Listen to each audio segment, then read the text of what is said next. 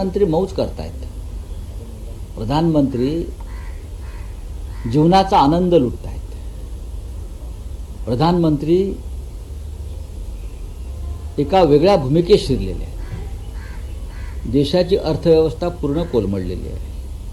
Share बाजार जवळजवळ 80 लाख कोटींनी लुडकलेला आहे आणि अनेक मध्यमवर्गीय त्याच्यामध्ये जमीनदोस्त झालेले आहे. रुपया जवळजवळ मरण पावलेला आहे डॉलरच्या समोर. महागाई, बेरोजगारीला अंत नाही.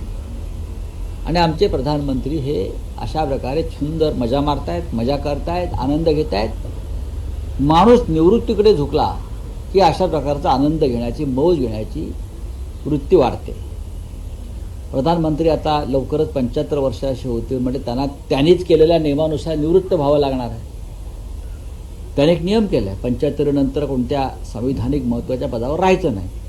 मग माणूस जेव्हा निवृत्तीकडे झुकतो तेव्हा शेवटचा जो काळ असतो त्या पदावरचा, कुठेही तो आनंदामध्ये व्यतीत करावा, मजा करावी, ज्या पदावर आहोत त्याचा अधिक भोग घ्यावा, लाभ घ्यावा. प्रधानमंत्री सध्या त्या मूडमध्ये असतील